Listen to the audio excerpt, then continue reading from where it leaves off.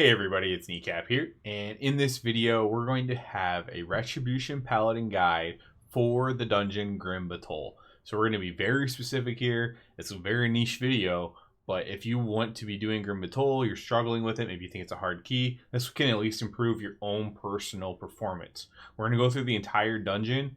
We're going to talk about all the mobs, all the interrupts, all the important stuff that for you to know to make your dungeon go a little bit better for as much as you can do as a Ret Paladin. Let's first take a look at the talents that we're going to be running for this dungeon. This is going to be like the normal AoE build. Everything on the Ret side is going to be normal AoE. Everything, and I will link this in the description below. Herald of the Sun is going to be normal AoE. And over here on the Paladin side, there's nothing hyper important for this dungeon to take utility-wise. I do recommend taking Blessing of Sacrifice if you normally don't, and we'll talk about that when we get to it. You know, you don't need a cleanse for this dungeon. However, it's the easiest way to get to Blinding Light, which, you know, I recommend using for pretty much every dungeon if possible. And then we also are going to use Unbound Freedom here. And this is for one specific part. Again, but this is a talent that could be moved around. And when we talk about Unbound Freedom, if you don't care about this, then you can move that to like Lightforged Blessing, or you can move it somewhere else, okay? So this is going to be the general talent setup here. I'll put the loadout below for Grim Batol. Yeah, and let's go ahead and get started here. So I'm in here on Heroic, so I can just kind of like go through the dungeon, do each pull, edit out all the stuff in between, of course. But we can kind of talk about each pull, the different mobs and stuff like that as we get to different types of mobs. So generally speaking, a lot of times when you do this dungeon, you'll at least do the first pull into the dragon. Not every time. This dragon back here, the Twilight dragon. So with this first pull, there's basically one mob that you need to know about as Ret, and it's this Earthcaller here. So the Earthcaller has two interruptible casts. It's Earth Bolt and Mass Tremor. So Earth Bolt does hurt. It's good to interrupt it, but Mass Tremor is the one that has to get interrupted. And by has to is a strong word, of course, but you really want to interrupt Mass Tremor on the Earthcaller. It's here marked with star. So, and then we can just actually talk about the dragon as well while we're here and he's in view. So the next mob is going to be a dragon down here. So the dragon has basically two abilities, and one's a flame, Twilight Flame, that he puts on you. That's just going to drop little puddles down. The biggest thing you want to worry about with the puddles is just not putting them. That cuts you off from access to the boss, cuts you off access to line of sight for the next mechanic. And yeah, you just need to watch out for that. His other mechanic is just a knockback. He just channels like a purple thing. You can line of sight this. So a lot of times the tank will either kite him or tank this pull in the doorway, and you can walk around the outside. You know, just as an example here. So if he's being tanked here, you could walk around this outside, line of sight that, knockback, and the damage, of course, come back over there. Other than that, just watch where you put the purple stuff. And a lot of times this will be the first pull you do. Some people are pulling bigger than this on the first pull, which is fine. They try to get the pat. There's going to be a pat next after this pull. But yeah, that's kind of how you do this very first pull here. Obviously, pop everything. If they are popping Bloodlust on the first pull, you're going to pop all your damage cooldowns, pop your trinket, pop everything. Either main target the dragon and interrupt on the Earthcaller, or main target the Earthcaller and just focus interrupts on it, however you like to play. It doesn't really matter for this pull. This isn't the hard part of the trash of the dungeon, really. So yeah, we'll move on to the next pull. All right, let's look at this next pull here. So this is the patrol I kind of mentioned earlier. We have an Earthcaller, a big lieutenant mob, an overseer, and a brute. We didn't talk about the brute on the first pull. We are going to talk about it here. We're going to have a lot more brutes. It doesn't come up as much on the first pull, but this is actually the more common place you might see a bigger pull, and you could either pull this group with the other pat into the other one, or sometimes you do this whole pull, and this is where you could use your first Bloodlust stat. So this is a very, very big pull, and it's important to know what the brutes do if you do a big pull like this. So we have more Earthcallers. We went over what they do. Brutes do a stomp, and this is going to put a swirly effect on the ground, brown swirly effect, and you just want to dodge out of that. Right, and they're all going to do it, and it's just a stomp. Obviously, people can be AoE stunning. You can stun the mob. It's not a kickable thing, but you can interrupt it in other ways. or put it off until they start casting them. And they're going to cast them fairly regularly. I like to just jump out of melee, jump back in. Obviously, you can strafe around in melee if, you know, it depends how many other melee there are to me. If there's a lot of melee, I don't mind running out for a second, especially as Ret. We have a little bit more range. And then running back in and maybe even baiting a second one into the range as I run back in. And by range, I just mean like literally like, you know, 5 yards, just walking out of a swirly. So that's what brutes do. This can be a very, very big pull here. Like I said, it's all basically the same mobs. There's multiple of these big overseer, lieutenant mobs. And then there's just a bunch of earth callers and brutes. Again, earth callers are interrupts, especially mass tremors. And brutes are dodge the swirlies on the floor. We can actually, let's at least show you what the swirlies on the floor look like here by going ahead and pulling this pack. So we're going to see the swirlies on the floor here. I didn't want to do all the pulls live because I didn't want to, you know, struggle or something like that. So I am soloing this. There's the swirly. So I just wanted to show you the swirly there. So that just spawns under people's feet. So it can spawn under your feet, can spawn under other people's feet. And then as far as these guys go, these guys you don't have to worry about as much as the tank on these overseers. You know, they're just going to hit the tank a little bit harder than the regular mobs will, but it's not too big of a deal. Again, this is on heroic if you're wondering like how I'm soloing or whatever. It's not on mass difficulty here. So, and then we will pick up when we get to the next pull.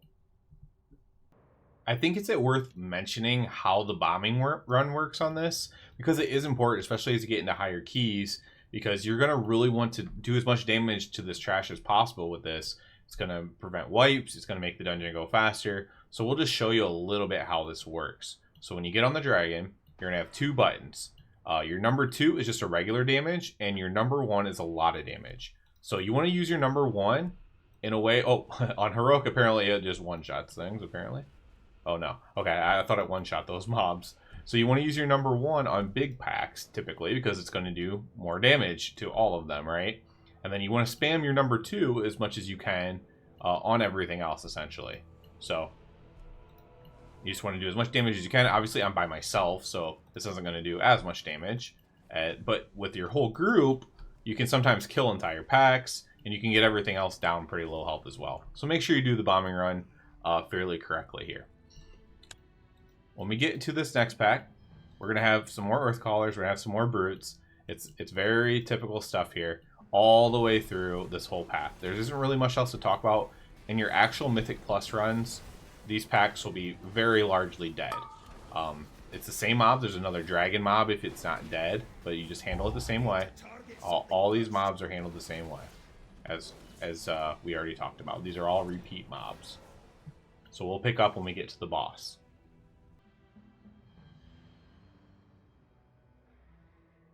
Alright, so we're at the first boss, and this boss is very straightforward.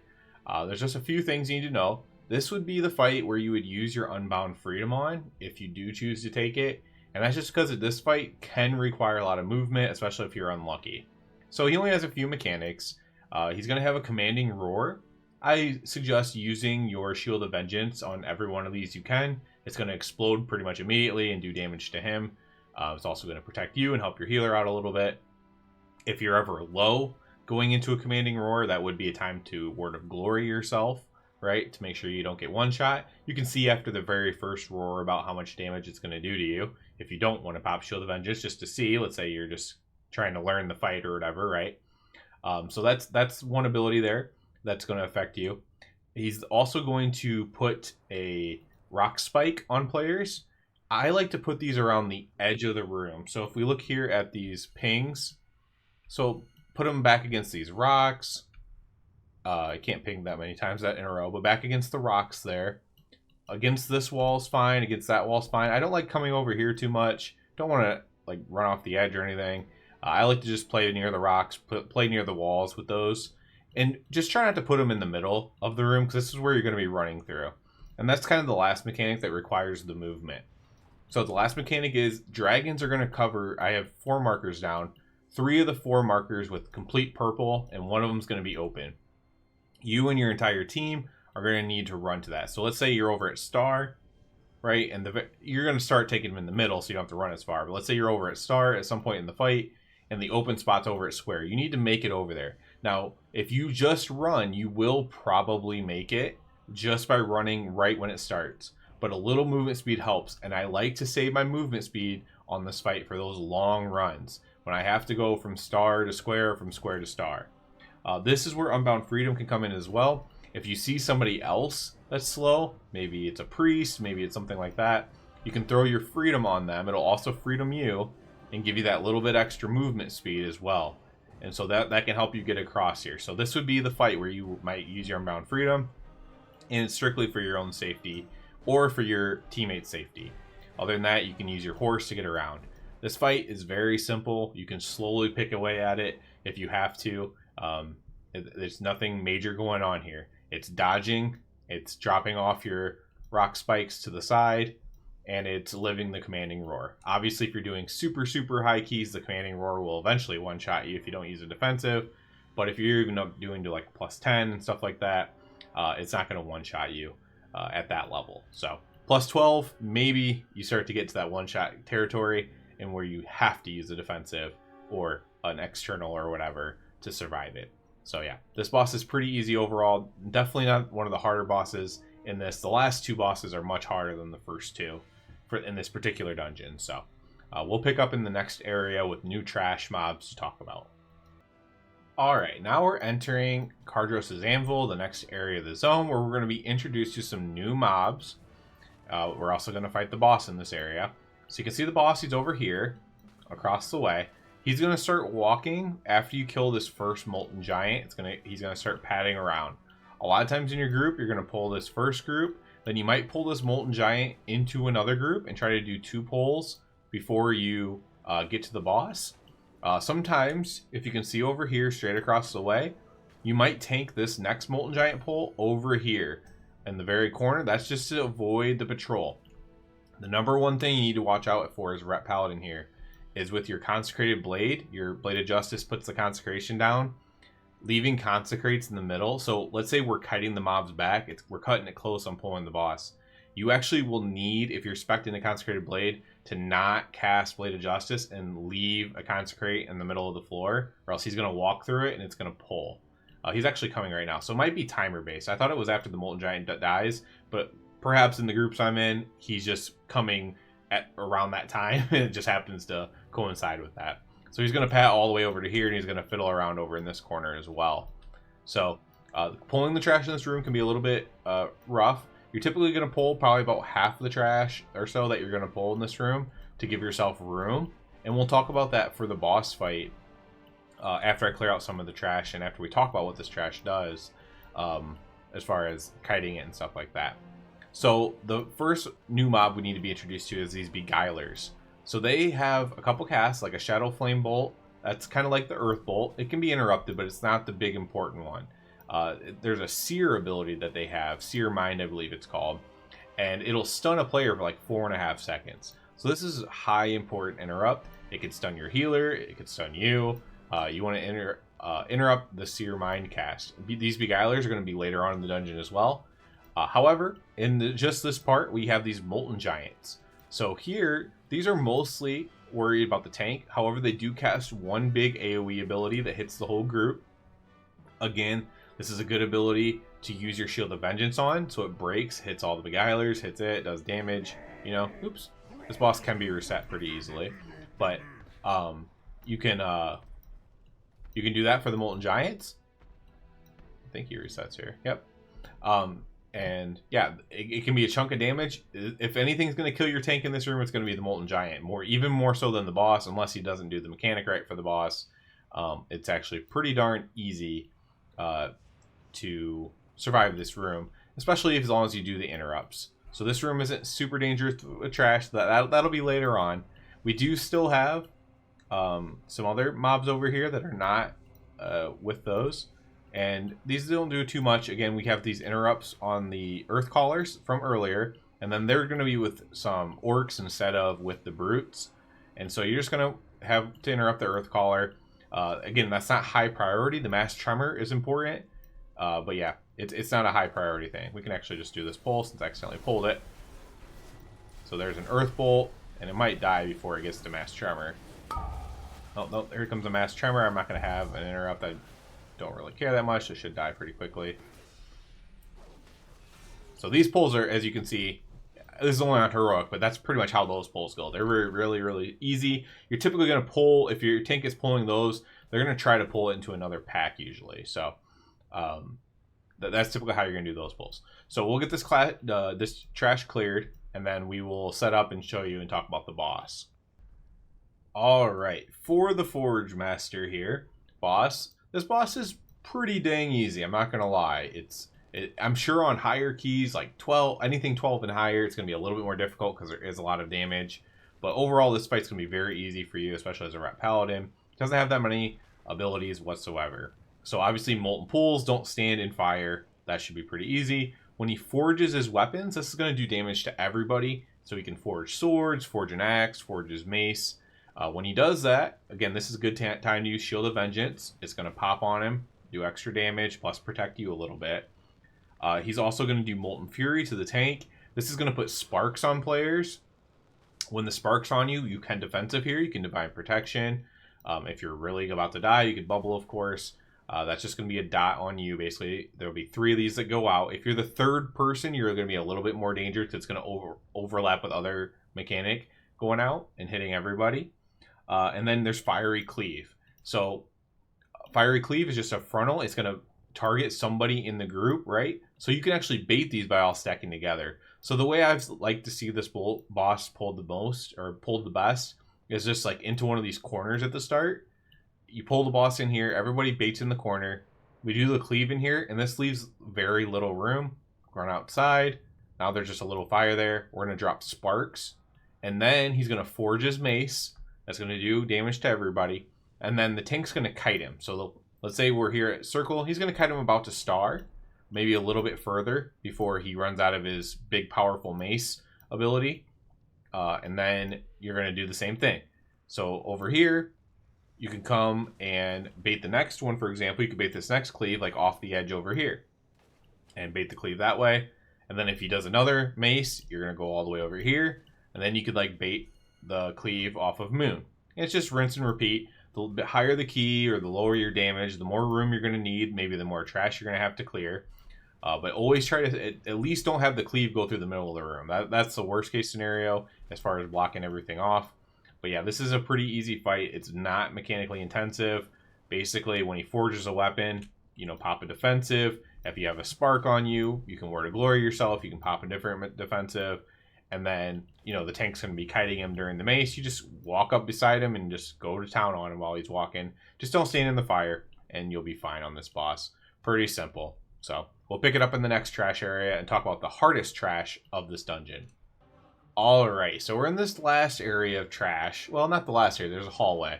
But this is the hardest area of trash. We'll say this. There's going to be some new mobs in here to talk about, so let's talk about them. So over here on the left side, we have an Enforcer. We're going to have some Enforcers. These generally are just going to be tank damage. Not too much to worry about there. We have these Flame Renders, which are mostly tank damage. However, they will target a random person, just like the cleave on the last boss, and it'll do a long line of purple. So later on, when we're on these narrow pathways, you don't want to bait it right down the center. I like to stand on the very edge of the room, basically. Like, for example, over here. If I was fighting him there, I would stand there. That way I'm just baiting it off into nothingness. And if it chooses me, of course, it could choose somebody else in your party, not you. But you can bait this purple line. That's very important to do. We also have these Warlocks. Now, you cannot really handle their hard ability yourself because it needs to dispel. However, it basically puts a healing absorb on you. And, when multiple of these get on you, you might die. So it's important these get off. Now, what you can do to help is if the pull's going crazy, let's say you accidentally pull way too much stuff or your group can't handle it, you can lay on hands it off of yourself, basically, if you have this healing absorb on you from the Warlocks. They also have a cast that is interruptible as well, so that's where you want to focus your interrupts at. But this enveloping Shadow Flame, I believe, is the spell, and it'll go on you, and it's a big healing absorb. The healer could heal it off. They did nerf this. It was even more powerful.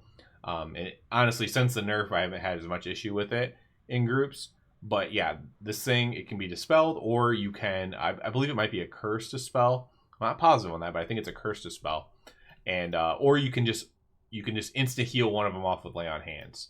And so that's pretty much the main stuff in this room. We do have dragon that could be summoned if you accidentally step on it, but you're just basically going to have pulls with various members of these minions.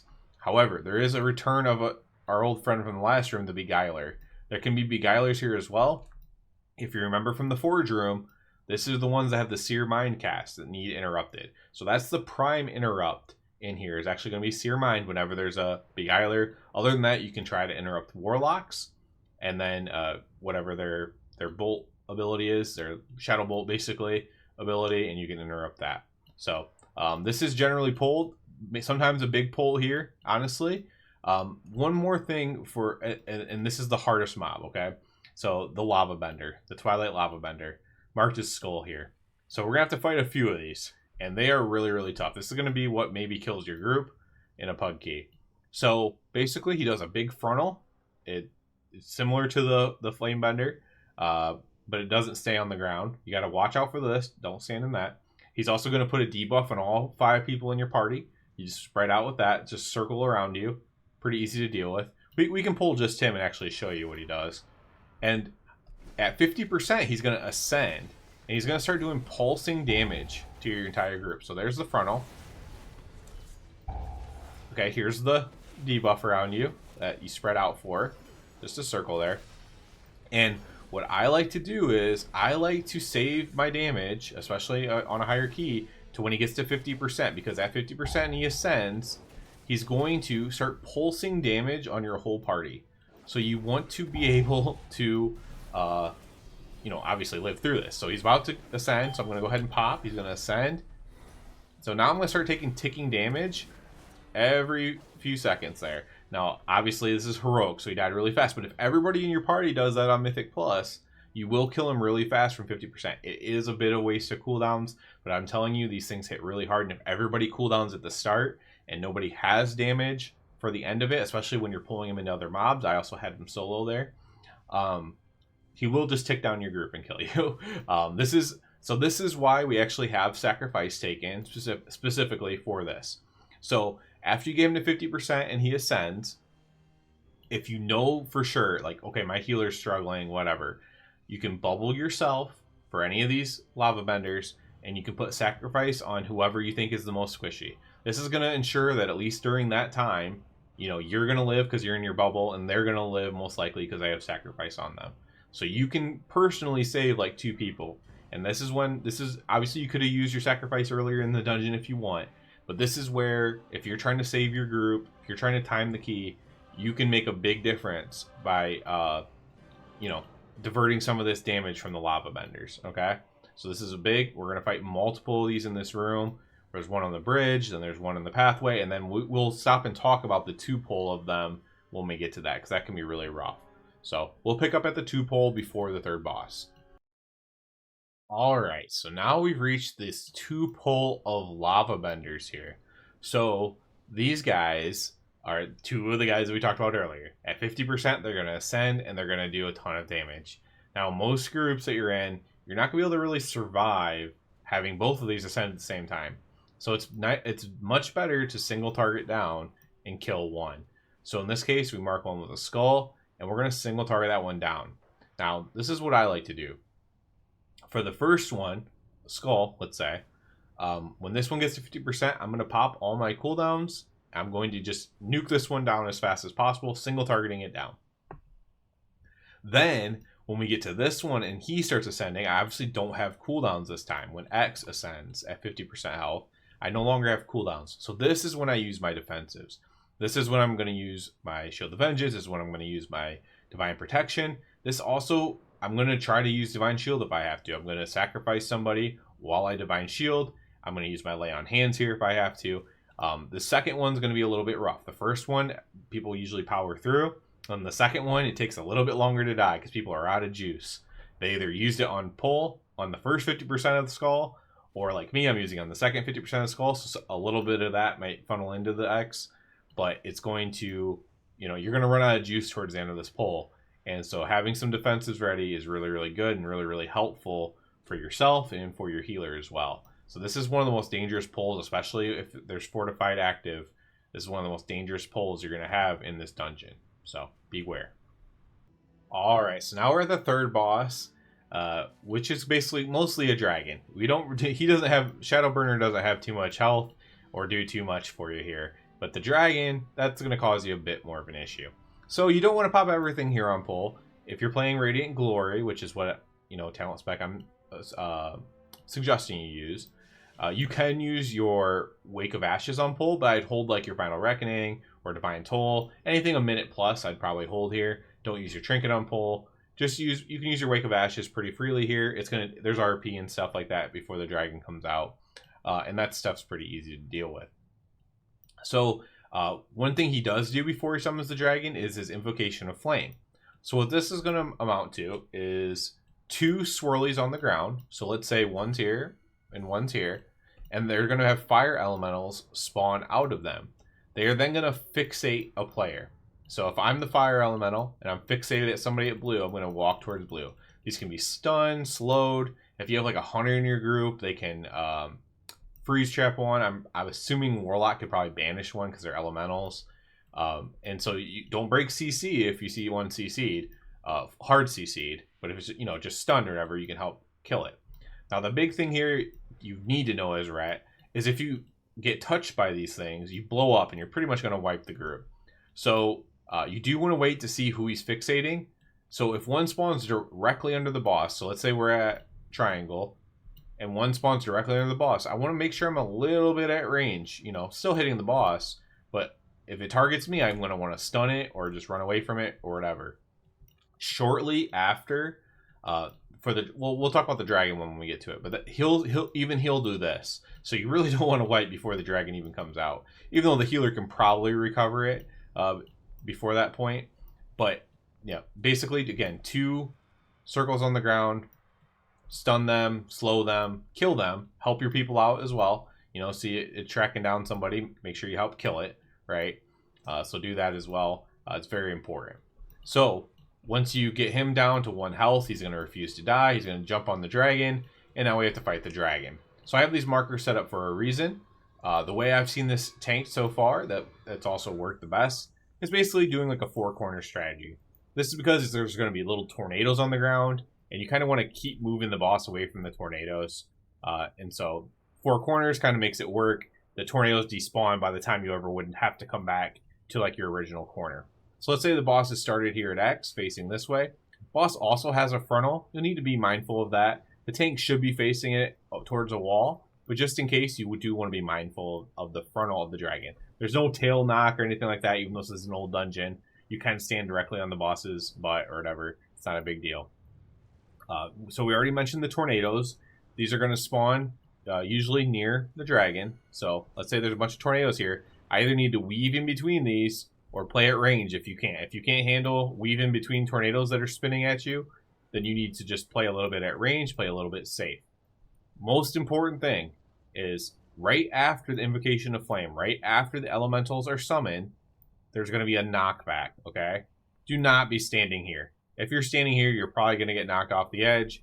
If you're standing too close over on this side, you're probably going to get knocked off the edge. This is not what you want to do. This is going to be very, very bad for you.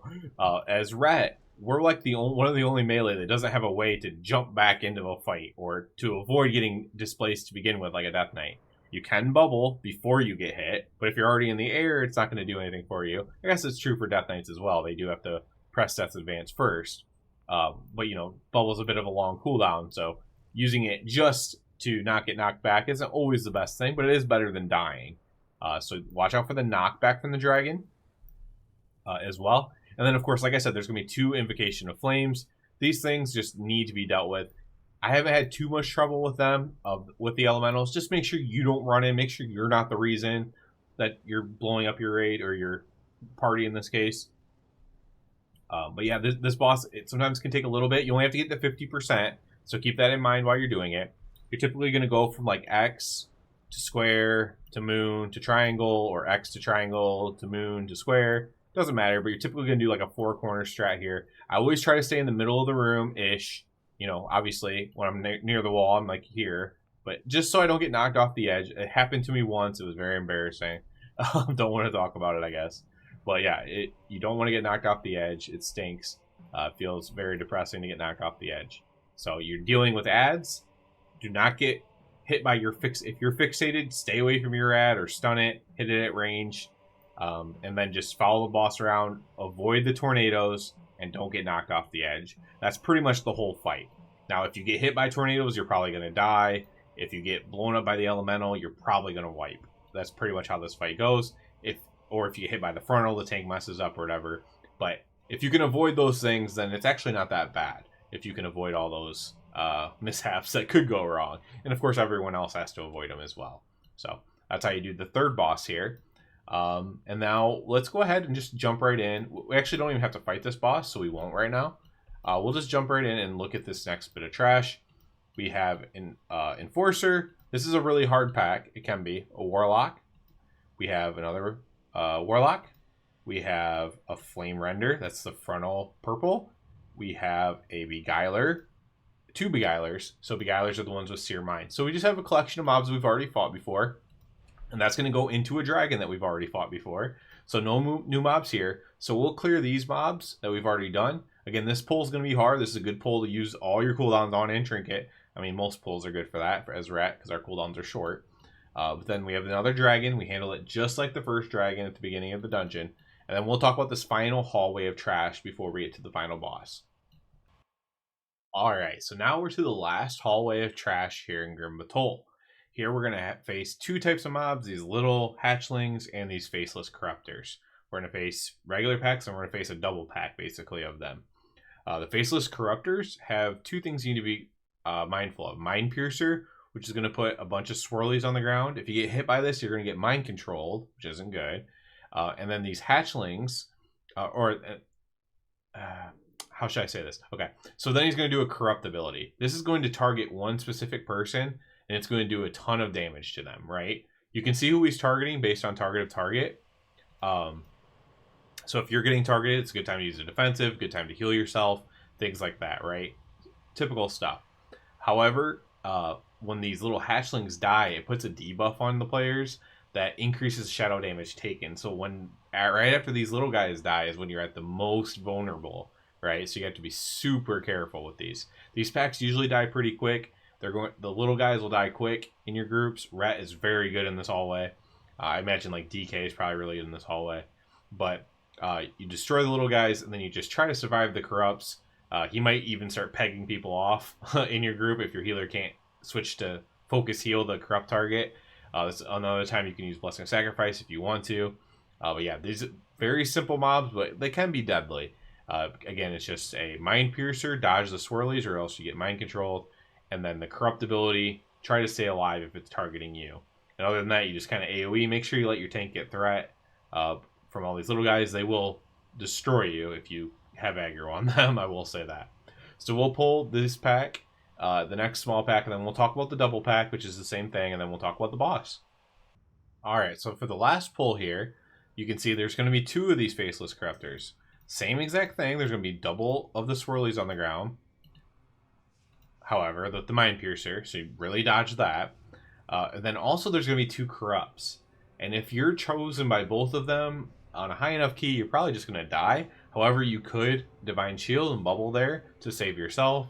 You can try to bubble sack somebody else, you know, in a pinch if they're getting double corrupted. This is very hard, even for a good healer, to heal through a double corrupt. The person being corrupted needs to use something, and the healer has to kind of be on their toes or be a good player to heal through that. If they're targeting separate people, then you just do it the same thing as, you know, the first 2 pulls with these. Just try to stay alive. There's a ton of little guys to kill. You know, again, let tank get aggro, kill them. But it's pretty straightforward. But this is, again, it can be a deadly pull, especially if you're, you know, you don't have the best group, the best pug group, whatever. So we'll kill this, and then we'll finish up by talking about the last boss. Alright, let's talk about the last boss, Erudax, here. So let's go over first some of the things that he can do. So obviously he's going to be starting here. We'll put some other markers down as well, just for references.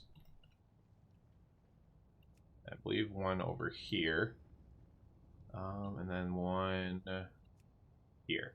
So I believe these are all the locations of the safe spots, and we'll talk about that in the room, the possible locations he can go to. So he's going to have a few abilities that are to concern you. He's going to have an ability called Void Surge. He's going to start the fight with that. It's going to summon tentacles, okay? These tentacles stun you if you get hit by them. On high enough key, it'll probably kill you, but, you know, you can survive these things if you do get stunned by them. It's going to summon tentacles, and it's also just going to do pulsing damage to the entire group. So this is, again, a good time to use, just like we've talked about in all these other bosses. This is a good time to use Shield of Vengeance, right? It's going to pop, it's going to do damage. It's also going to help the healer out a little bit during one of those Void Surges. These tentacles are going to be everywhere in the room eventually, especially the longer the fight goes. So that's one ability. The next ability he's going to do is Shadow Gale. So Shadow Gale is, he's going to close off the entire room, except for one circle, with Shadow. So these circles can basically be anywhere where I put the markers. I believe these are the only 5 spots. These are only 5 that I've ever seen. So you can come over here somewhere by these eggs, by those eggs, kind of where he spawns, and kind of on the other side of the room. And then there is one like in the center of the room that he can choose as well. And these are roundabout markers. They might not be exact, but these are about where they'll be.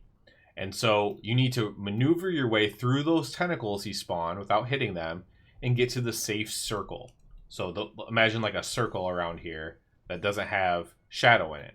So the boss will be in here. Now, once you get into the circle, 3 players are going to be marked with a debuff that also has a circle. And so you want to spread out within the circle while leaving room for the 2 people who don't have it as well. So what I like to do is, you know, 1 in the back, 1 to their right, 1 to the left, and let the tank and whoever else doesn't have it just stand right under the boss's face, right? As a melee, you can still hit the boss if you're on the left or right side. If you're in a full melee group, you want to be kind. You can just take the back position as a Ret Paladin because, you know, you have a little bit of range. Obviously, maybe you don't want to do that, but that's kind of what I do. And so then we're going to be at that stage. Now he's going to also summon ads. And this part can be pretty scary because these ads hit the tank really hard. And so you want to 100% make sure the tank gets threat. But then you also just kind of want to go into these ads and kill them before he starts his next Shadow Gale, which is going to summon more tentacles and hit everybody, including the tank, for a lot of damage. He's also hitting the tank with actual tank mechanics as well during all this. And so that's when your tank's at a little bit of danger. So what I do specifically is I start the fight, go ahead and pop everything, and then when my second Wake of Ashes is ready, I actually hold it for the ads. Is it a little bit padding? Yes. But honestly, the biggest time I wipe to this boss is because the tank dies.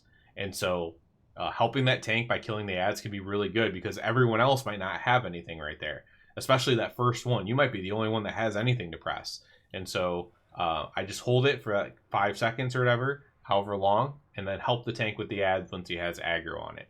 Again, like I said, he's going to be doing a Void Surge basically as those ads should be dying. And more tentacles are going to spawn around the room. He's then going to do another Shadow Gale, and you have to maneuver through more tentacles across the room. And, you know, you're going to do this over and over. Eventually, the room could be basically full of tentacles. They did a hotfix allowing the tank to clear some of the tentacles, but you can also clear some with your bubble. I suggest not doing this until we get to like the 3rd or 4th, or further along than that amount of tentacles. And before that, just try to maneuver your way through. But if you do, let's say you get stunned and you're going to die anyways, and you bubble to get out of the tentacle, at that point you want to horse and just clear as many as you can. Now, if you clear it right before a Void Surge, the Void Surge is just going to put the tentacles back right where you did them.